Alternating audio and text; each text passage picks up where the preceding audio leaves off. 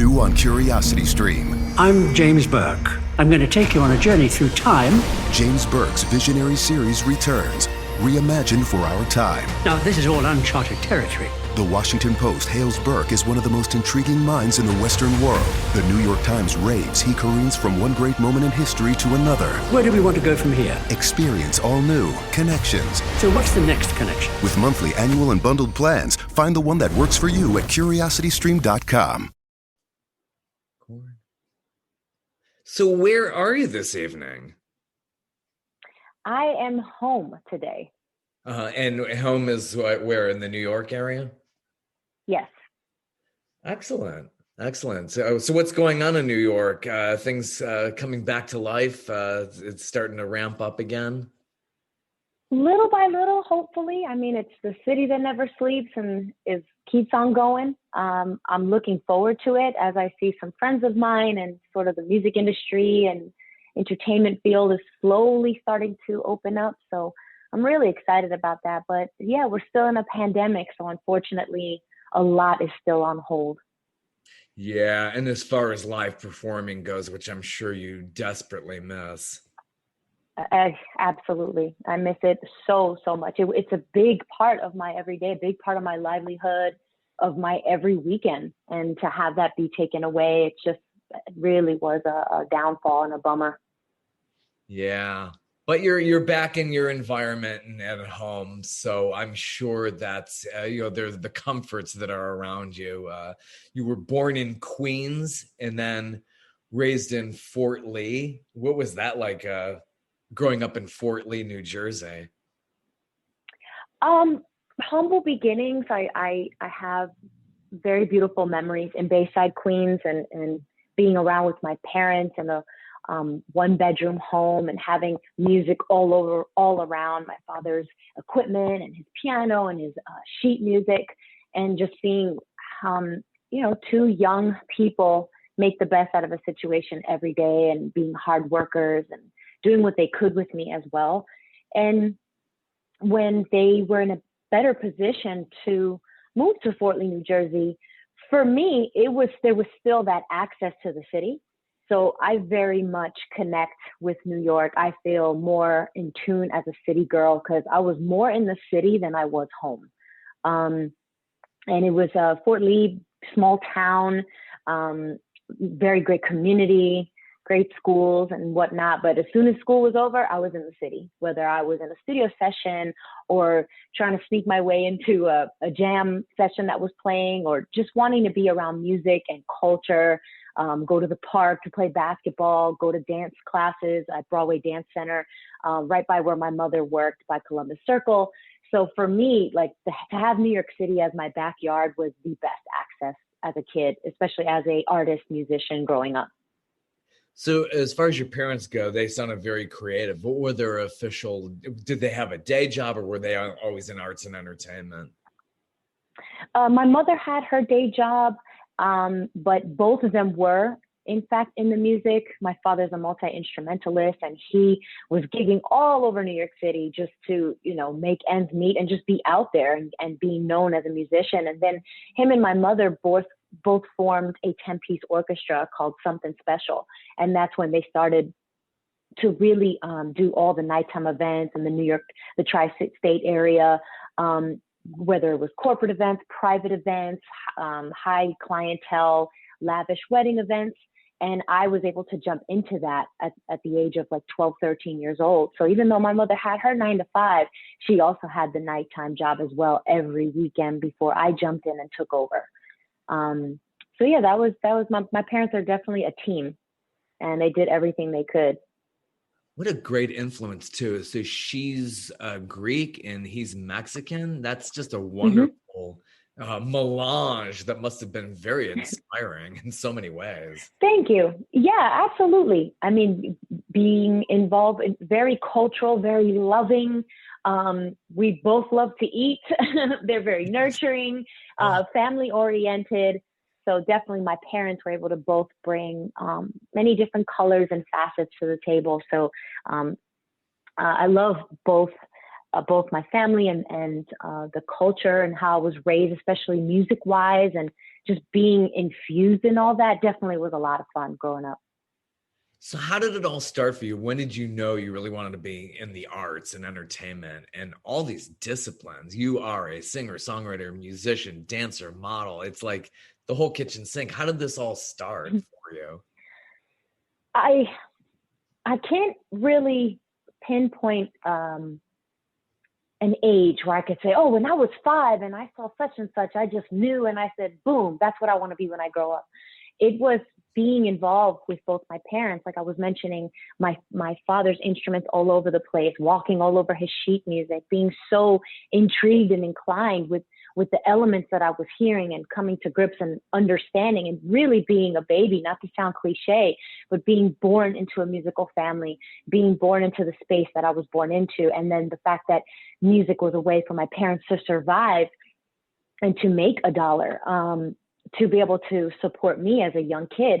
And my father, I always use him, I call him he's my Mr. Miyagi in music, because he would say, don't touch my stuff, okay? Don't touch daddy's headphones. Don't touch daddy's guitar. And of course, what do? I touch daddy's headphones. I touch daddy's guitar. He never forced me. He never threw instruments into my hand. He wanted to raise me to be in a position where I'm choosing it, that I'm interested and I'm going for it because something that I see or hear is pulling me energetically. And so when I asked my father, he just literally told me at birth how I gravitated to music, how I paid attention, how I was the quietest baby ever. My father would just have to play music and I never said a peep. And also just ways to sit down with my father. It was a way for him to ground me and to be my teacher, to be my professor, if you will. And that was our connection. And there is a lot of discipline that goes into music. And my father always was like, okay, keep practicing, you keep learning, be open to learning. And okay, you do something, good job, keep going. It was never like, oh, you're so amazing. It was, okay, cool, keep working on it. And it just intrigued me so much how it made me feel. Music makes me so happy. It really is the completion to the beginning, middle, and end of my day. And so my father has also shown me tapes where he's humming to me, and he said, he's like, oh, and as a baby, I would repeat what I would hear. So everyone just tells me all these wonderful stories that immediately they knew, okay, I think we have another musician in the family. And the older I got and started to understand more and more, I was very vocal on, I want to be an entertainer when I grow up. I want to sing. I love to sing. Can I sing? And it was never anything else. No plan B, no other option. Just music was my life from beginning to end. Oh, that sounds fascinating. So how did you get into actually learning to sing and play guitar and learn these instruments? Did you take any lessons, or was just you picked all this stuff by ear? All by ear, and watching my father, really just having that around me. I had the best access to music, and I'm very grateful for that. I have friends of mine, I know some musician friends of mine either have had support from their family. Other friends of mine, unfortunately, did not have the support from their family, and they had to kind of fetch for themselves. And my heart always goes out to that, because I didn't have that. I had nothing but support, but I had if this is what you want, work for it. And if we see you slacking, we're going to get on you. So there was still that, the discipline, like kind of my mother laying the law, but making sure that I was going in the right direction. And my father would just sit with me, and I listened to a plethora of music. So there wasn't just one genre I grew up on. It was soul, jazz, funk, Motown,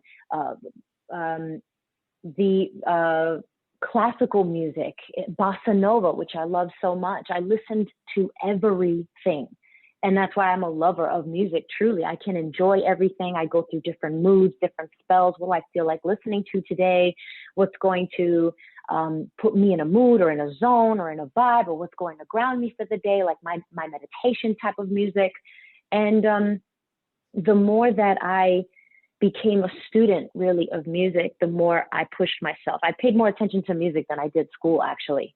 I just couldn't wait to learn something new every day, whether it was book-wise or just understanding it by ear and watching different artists on TV, whether it was on MTV or watching different concerts or going on YouTube, and really just being a student, learning, asking my father different questions, picking up the guitar, saying, teach me all the craziest jazz chords. I never just wanted to start from the beginning. I wanted to like throw myself into the most impossible task. But just being very curious. I'm a very curious person. I still am to this day. And I am the type that when I put my mind to something, I will figure it out. I will learn it. And that's what keeps me going, you know, and keeps me happy that there's never an ending to this music journey. It's endless. It's continuous. And I love it so much because regardless of how much I've put or instilled my time and my energy into music, and I've done amazing things, I have my father's voice in the back of my head. You're still a student. You know, you never stop learning.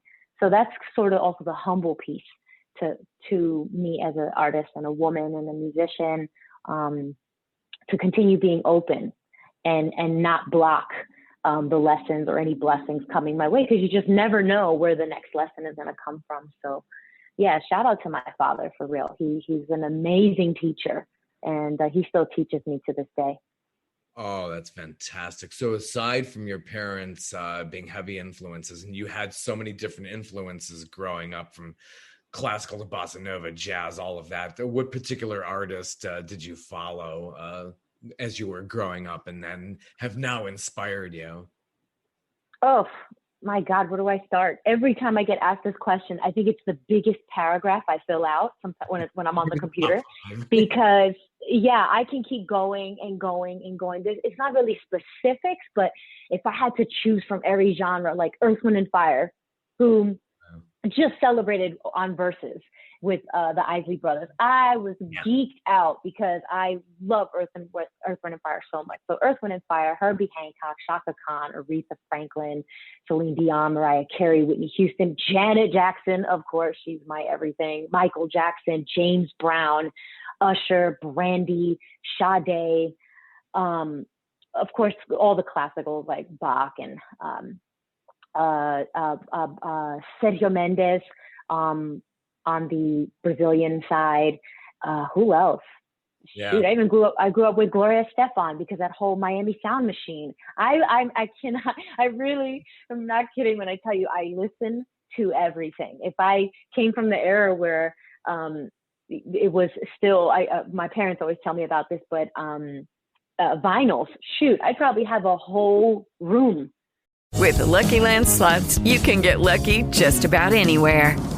This is your captain speaking. We've got clear runway and the weather's fine, but we're just going to circle up here a while and get lucky. No, nothing like that. It's just these cash prizes add up quick. So I suggest you sit back, keep your tray table upright, and start getting lucky.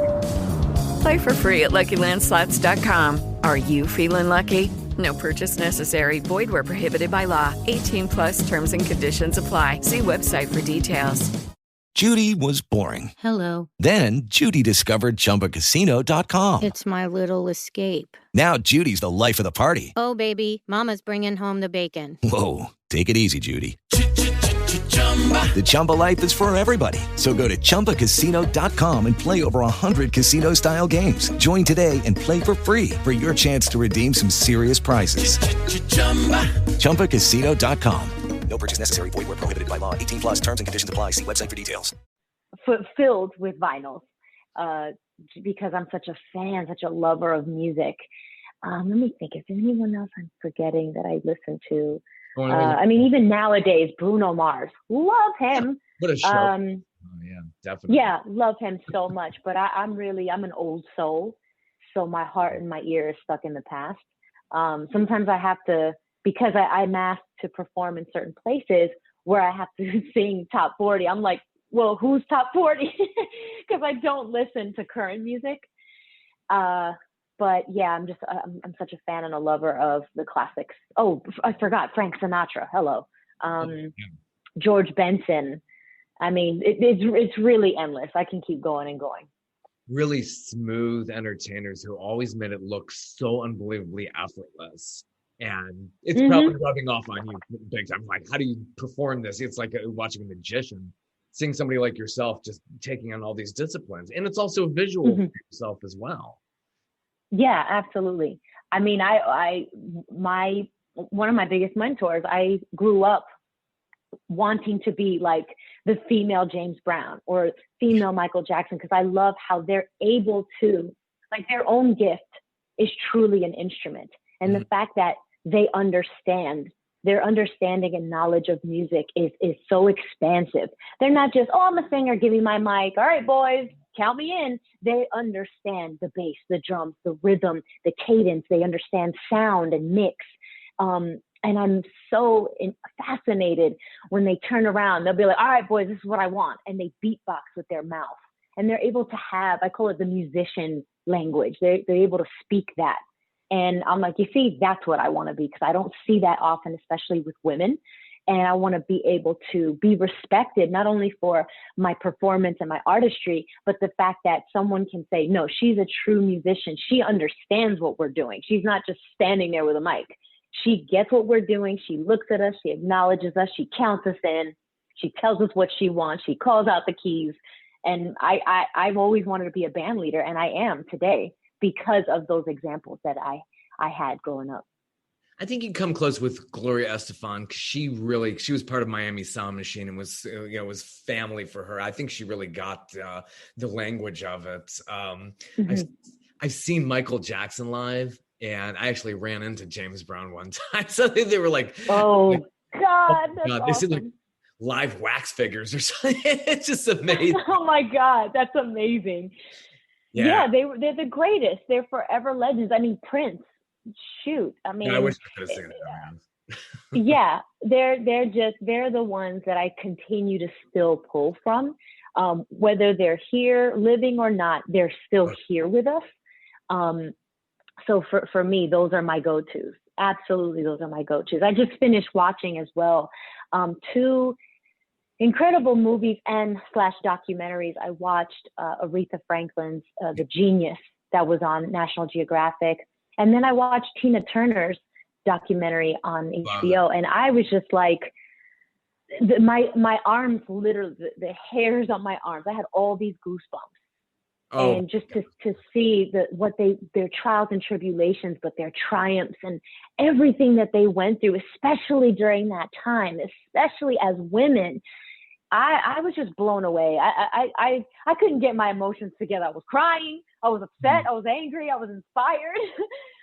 There was so much. I was filled. It was a flood of emotions, because really they are queens to this music and to this craft, and the fact that they still have stories to tell for people such as myself to watch and be inspired by is like, wow, thank you, queens. Like, I really needed to see this, especially in this time and during this pandemic. It sort of like lit up the battery on my back again, like be inspired all over again to keep doing what I love so much. Oh, with strong women too. I saw Tina Turner, another one I saw live, a really good seat I had for that. And I always respected somebody like that who really had to deal with a lot of difficulties. What a great documentary that is on HBO. Yeah. Yes, definitely. Yeah, it was phenomenal. So growing up, you went to public school. Did you do any schooling after that, or just went right to the music industry? I was in it from the start. I think that's where the distractions came in. I couldn't wait for school to be over so I can just go to choir, so I can go to band, so I can go back to the studio. I started extremely young, and I just, got I have a high school diploma, yay me, but I have a bachelor's in life, because the fact that my parents, my mother's so straight up. She was not you're going to go to college mom. She was like, I want to watch myself and not cursing, but she didn't give a crap about college. She goes, why waste your money? You're doing it now. And I was like, oh, shoot, that's not what every mother is saying around me. She was real. She goes, this is what you want? Let's go. You don't need to go to school to learn what you've already been doing, which, to her point, I was like, well, this is true. I already had access I had basically what there's street smart and book smart. I had the schooling. I had the music theory in school, in middle school, elementary, middle school, high school. I learned what I needed to learn in the books. But then the street smarts, being with my father, 10-piece orchestra, understanding all different genres, knowing on call what I needed to sing, learning music, understanding it, memorizing songs, being able to lead a band. I was talking about the band leader position, and understand cueing the horns, cueing the guys, 4 on the floor, being able to speak that. I couldn't be taught by a book or, to in any class. I mean, no offense to schoolings, I'm sure they're brilliant, but I needed to, my energy, especially I'm a typical Aries, I need to go out and do it myself. I need to see it. I need to absorb it. I need to practice. I need to copy, watch what I'm seeing, and then put it out there, trial and error, and just keep practicing and practicing. And if I get something wrong, okay, let me go back and see, why was this wrong, or what can I do to make it better? I've been in studio since I was like 10, 11. So not only do I understand stage etiquette and understanding my sound and making sure my wedges are right and my mic is right and my sound, the quality, and what do I need in my in-ears? I need more bass. I need more hi-hat. I'm able to have studio etiquette and be able to know what I want. What kind of sound do I want? What kind of vocal do I want to give? And becoming I like to call myself a vocal beast. I'm a true vocalist. I've done many sessions where I was just hired to do some demo work. And I'm very grateful that the musicians and the producers that called me, they knew they can call me for anything. I wasn't just, oh, you're my rock singer or you're my pop girl. No, what do you need? And I will give you the colors that you're asking for. Just give me the recipe and I will deliver. And the more I continued with my craft and going on tour and working with different musicians and different people, it's basically what crafted and molded me into the musician that I am today. So I'm just want to say I'm really grateful for that. And that was my schooling. I call every producer and every quote unquote boss or leader my professors. So my college was really like this music industry, this life that I was given. And as soon as I graduated, I was out. I was off. There was no stopping me. I didn't have to worry about books or school or waking up early. I was the night owl. I was the studio rat, as they used to call me. And just be around it 24/7, literally 24/7. So being a studio rat, when did that start for you? Your first single or solo album, was that just not too far out of school? I was working with people in the area that had literally, my God, not many people know this, but I've worked in so many studio setups, I'll call them. I've been in people's kitchens where they're like, the producer will be like, oh, shut off the refrigerator. Or, yeah, turn it back on after this vocal. I've been in bathrooms. I've been in, what do you call it? Like under the staircase in their basement, they turned this closet into a vocal booth that felt like a sauna. Great acoustics. So yeah, right. Great acoustics, and it was hot as heck in there. But you know, so I've really been through it all. And then I've been affiliated with the Sugar Hill Gang. They had a studio in Englewood, New Jersey. Englewood or Richfield. I know it was one of the two. Englewood, New Jersey. I also had the pleasure of working with the Rough Riders. Dee and Wah, the CEOs of Rough Riders, they have a studio out in Yonkers. And may he rest in peace and power, but DMX, The Locks, Jadakiss, Dragon, Eve, I was around all of them. And being young and being called in to do a hook or give some background vocals, being affiliated at the time with Rockefeller. So I really have collected my stripes, my badges of honor, my street cred, being around, just working with whomever. And then it all circles back to my personal partner in crime, my producer who I've been working with since day one, Tyrese Jones, also known as Ty Jams, out from Ohio, Dayton, Ohio, and like a brother from another, and been working with him. So anytime that I had the opportunity or the time, I would fly out to him and be with him for weeks at a time. Sometimes I got to miss school. That was cool because my mom knew that I was up to something big. And if I needed to finish a project or I needed to finish a vocal, she didn't want to pull me away from that experience, but she'd be like, but when you get back, you got to pick up on your studies. So yeah, it started, it didn't have a specific time. It just, once it started, boom, we kept feeding the fire, kept putting logs in the fire, and it kept growing and growing. So then being out of school, that pressure of having to homework and wake up early, all of that was left behind, which I couldn't wait, because I had trouble waking up in the morning. I still do. But yeah, I have stories that go on for days and days and days. I mean, yeah, like, how long is your program? But the truth is, it wasn't just I'm very proud of my story and grateful for it, because it wasn't just, oh, okay, one day I was here and I got spotted. No, it was the hustle and flow. You know, pay your dues, get out there and meet people. My father always talked about public relations, making connections, letting people know who you are, going for it. And yeah, that was a start, and it still is to this day. And I'm just really glad that people know me well enough, and my name is, humbly speaking, known and used, that people call on me. So once this pandemic lifts, man, I can't wait, because the phone will be ringing off the hook. All bets are off. And I know you already have a lot of touring memories. Wyclef Jean is one of them. You have stories about that? Oh, yeah.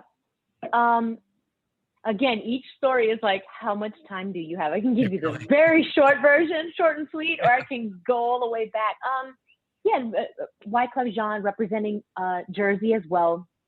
Newark cat, but also New York. So we understood each other in that realm, you know, Brooklyn, but also Newark. How did I meet him? Honestly, this industry is truly a small world. Nothing's ever a coincidence. We all know each other in one way, through somebody, in one way, shape, or form. And I just remember someone had told me, I think he was a bodyguard, or he was somebody's boy. You know, they always got their boy involved with something. And he's like, oh yeah, you know, my man's Wyclef, I'm gonna go to his studio, I'm gonna create the connection. And I knew different musicians, so a lot of people were vouching for me. Oh, you gotta meet this girl, she's dope, blah, blah, blah. You know, if you need to call her in for like a studio session, she does hooks, whatever you need her for. With the Lucky Land Slots, you can get lucky just about anywhere. This is your captain speaking. We've got clear runway and the weather's fine, but we're just going to circle up here a while and get lucky. No, nothing like that. It's just these cash prizes add up quick. So I suggest you sit back, keep your tray table upright, and start getting lucky. Play for free at LuckyLandSlots.com. Are you feeling lucky? No purchase necessary. Void where prohibited by law. 18+ terms and conditions apply. See website for details. Wells Fargo presents one of the surest ways to grow your money. A Wells Fargo CD account, where you can earn a 5.00% annual percentage yield on an 11-month term with a minimum opening deposit of $5,000. Visit a Wells Fargo branch or wellsfargo.com/CD rates to open a CD account and start growing your savings with us. Wells Fargo Bank, N.A., member FDIC. And I just remember getting the contact, going to their studio that was in the city. I believe it's still there, Platinum Sound. Walking in, me introducing myself. And at the time, I had a way where I would be humble and kind of like chill. But if there was a moment that opened itself up, I jumped to it. I was very unapologetic about it. And people would look at me like, okay, I see how you are. You know, you got a healthy ego. And I would just show up and let them know, I can do it. I can sing it. What do you need? And after making the connection with Wyclef, he took a liking to me. He loved my energy. He said that he felt my spirit. And he called me back into a studio session. He was like, yo, listen, sis, I'm working on a couple of records. And he says, I freaks with you. He used the F word. I like you a lot. And I could have called someone else. I could have called Shakira. I could have called J-Lo. But I want to use you. I want to use you. I want to give you a shot. And also because you're Mexican. So he was working on Carnival 2, Memoirs of an Immigrant album.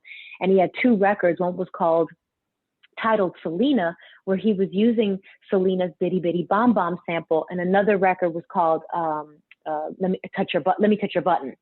So he put me on the record, and putting me on as a feature, and then touring with him because it became something, and doing all these awesome features. I think it was Yahoo sessions, and then a couple of AOL sessions, and then we went to Spain and Switzerland.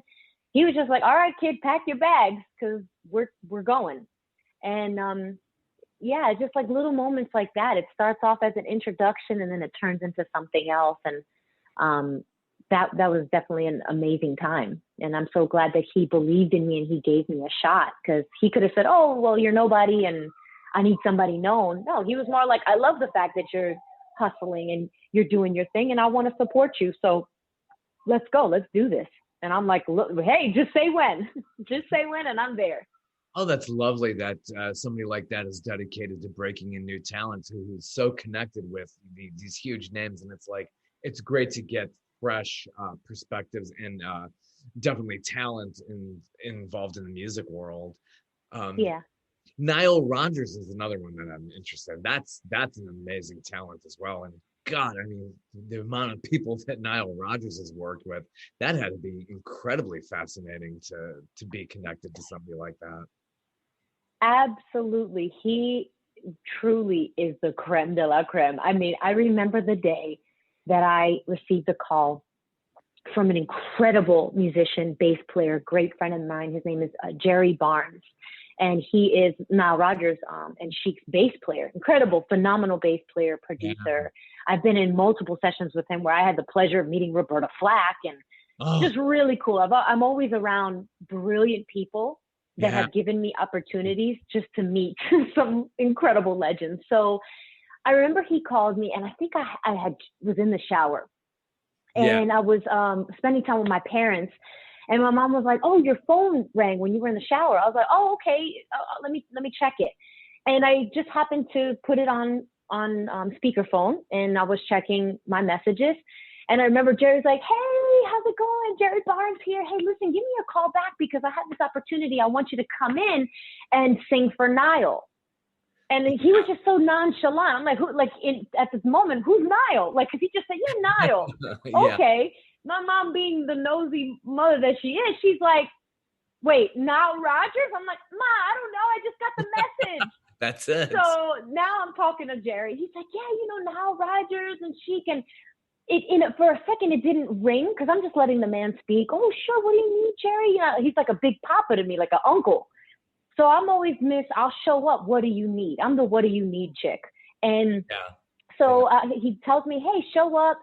He gives me the time. He gives me the date. Boom, want you to come in, sing a couple of tunes. Okay, cool. Can't wait. Thanks, Jerry. I go in. My mom's like, so what happened? I'm like, oh, he wants me to come in to sing for Nile Rodgers.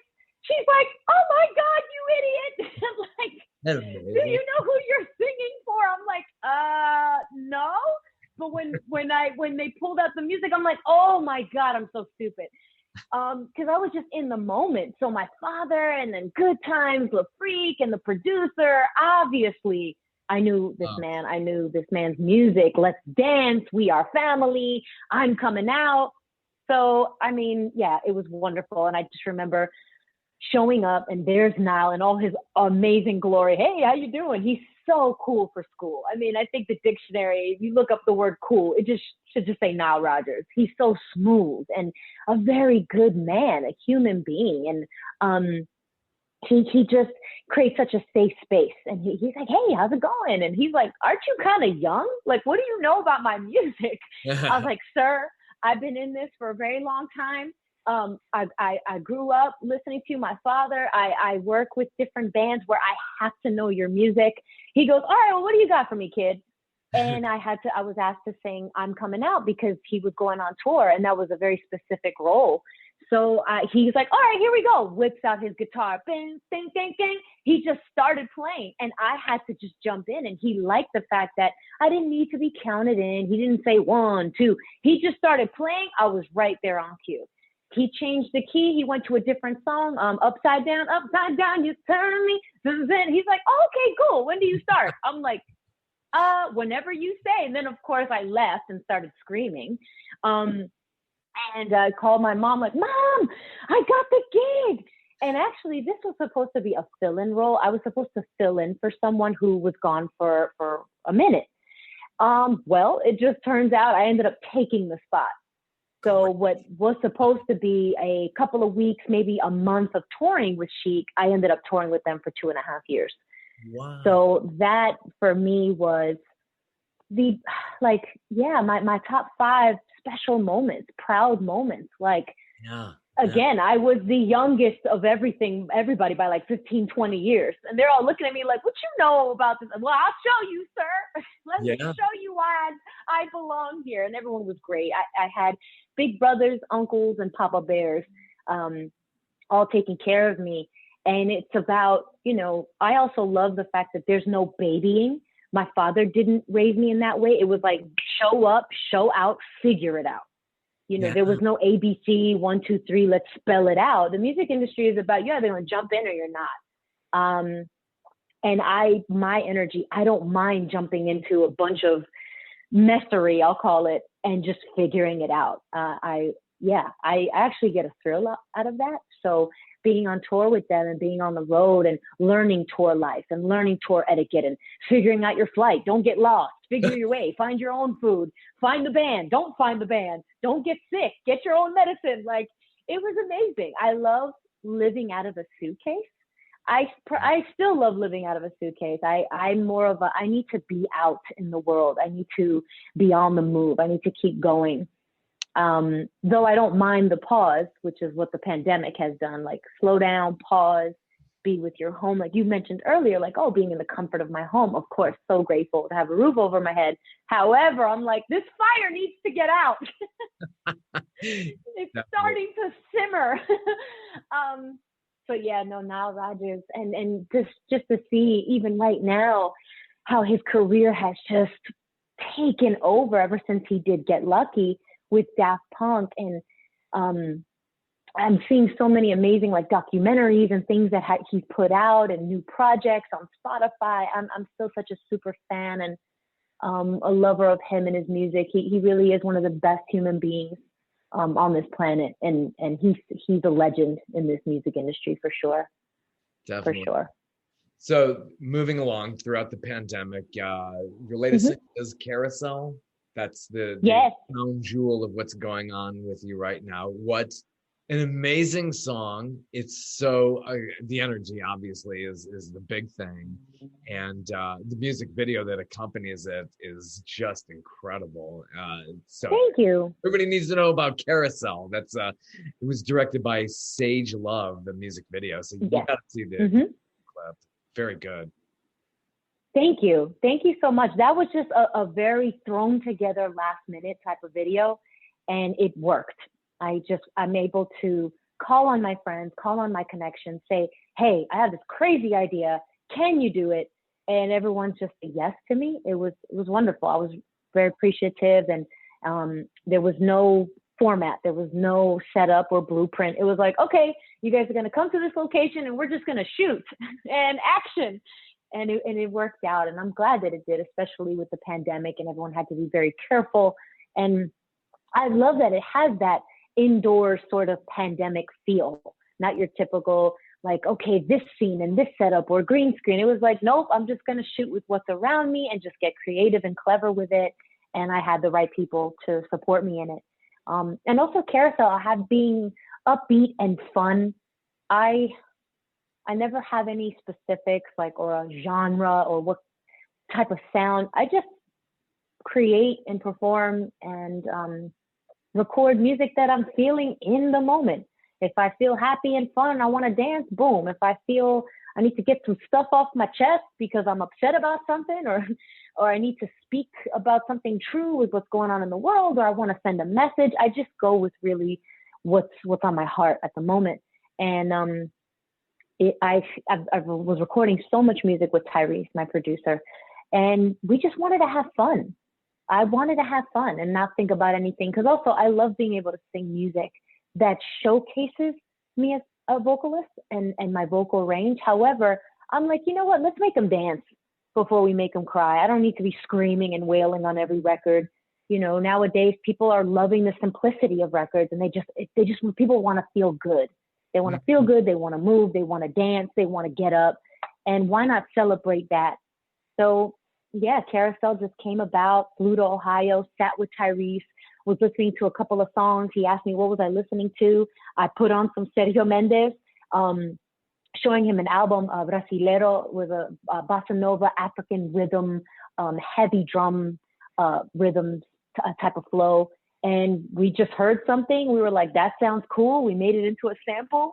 He created the track. I remember waking up and I heard him going away, and I was like, what you got? He's like, I think I got something for you. I was like, okay, great. Press play. I started jumping up and down like a freaking jelly bean. Super excited. I'm very easy to make happy, honestly. Like, it takes me 2 seconds to love something. Either I love it or I don't. And it started bouncing around, and I was like, this sounds like it's like a carousel. This is a carousel. He's like, okay, carousel. Well, what are we going to sing? I'm like, I don't know. We'll figure it out. And it was just a free flow type of recording, just pop behind the mic, whatever words became very storytelling, esque type of vibe. And then my team heard it. They loved it. They're like, oh my God, let's roll with this. I was like, wow, this is so great. Cool. I mean, usually I get away from all the music I record, but the fact that it felt new and fresh to my team made me excited all over again. And then I had the video ready to go. I had done it myself. So I was like, oh, by the way, I have a music video. Oh, shoot. So I was sort of ahead of the game, being an artist, like sort of having my own production, being my own entity, and being able to deliver as well, as opposed to waiting for teams or waiting for a label to say, okay, this is what we're going to do. I like to kind of have stuff already going on so I can be better prepared. And it fit. It was perfect. At least something to release during the pandemic once everything shut down. I'm so glad I at least had that in my vault. So I love that people are still responding to it and have been loving it and dancing to it and hitting me up, whether it's DM or private messages or whatnot. And yeah, I'm so excited about it. And I'm about to drop a remix to it as well, which I'm very excited about. So I can't wait till that comes out. Oh, came out at the right time. We need to pick me up through all this pandemic, and hopefully we're gonna get out of this, and the light is through the trees, and we're almost there, and we can see you live again, and you can tour. I know. Yeah. I know. I missed that. I mean, so much was on the books and set on the schedule, on the calendar, and then once everything shut down, it was like, oh boy, all right, well, let's revamp and find a way to step outside of the box, and while still trying to maintain and hold our head above water during this pandemic. So yeah, very excited. I mean, social media, I will think, if it wasn't for the internet and social media, I don't know what us artists and musicians would be doing, because we want to have access to the world, and our bread and butter and our everything is going out to perform. So at least we were able to have the internet to still support us through this. Yeah, well, congratulations on Carousel. I think that's going very far, and great dancing in that video. It's just really, really gets you going. Definitely. Thank you so much. So before this, you were on The Voice. What season was it? In the United States one, was season 6. Okay. And because I also did The Voice Mexico, which was season 5, I believe. But yes, the US was season 6. Great. Team Usher, and you did very well throughout all that. What was it like being on Team Usher? I mean, it's Usher. He's one of my people I mentioned with my influences, and people that I looked up to, people that I listened to. I mean, Usher is incredible. Singer, dancer, musician, full-on entertainer and performer. And I respect him very much, especially for his gift. And I knew going into this show that I knew right away, oh my God, Team Usher for sure. And it was awesome. He was very communicative with the team. He liked having one-on-ones. He liked getting to know who each participant was on his team. And I admire him more than ever. I loved him, obviously, as a music influencer and a performer, but even just sitting with him and having talks with him, he definitely has left a mark on me, a very powerful mark on me. And for that, if there's anything that I walked away from were those moments with sitting down with Usher and having that one-on-one time. Yeah, he's just such a wonderful talent too. Very good vocally and visually, and in great shape. Wow. I mean, Mm-hmm. I Oh saw yeah, him once. he's all about the discipline. He's Yeah. about the discipline and the motivation, and that resonated with me too, because I'm a person that likes to work on my craft, and even when it comes to not only my voice or my ear, but my body, my temple, and the way that he works out, and he continues to stay in shape, but also to stay strong and healthy for when he goes on tour and for his dance moves. Just the way that he talks about it and consistency is just very powerful, because he speaks that motivational, transformational type of talk and language, and he's very authentic with it. And everything he speaks is what he's practiced. And again, I'm very grateful for those times with him. Yeah, raised in Chattanooga, Tennessee. I'm in the Atlanta area, so he's done some philanthropic work around here. That's where I saw him. And oh wow. Yeah, just, iconic. I mean, people like that, you see them and it's just almost takes your breath away when you're actually there in person with them. So I'm sure it had to be an amazing experience doing that. It really was. Absolutely. It really was.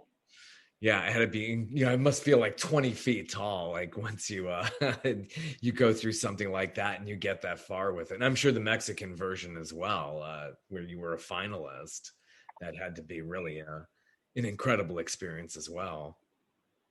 It was another, I refer to this like anyone else. It was another chapter, another part of my story. It was another stage that I get to step on, but it wasn't foreign to me. Many people look at it as like, oh my God, I'm on TV. Oh my God. For me, it was like, you know what? I've been working so hard. Why not? I'm meant to be here. This was just the next part of my journey, the next piece. I've been on stages all over the world. I've been in many rooms. I've sat at many tables with phenomenal people and people who still inspire me. So this is another stop along the way. I'm on this long going train ride, and this was all aboard. This was just another stop.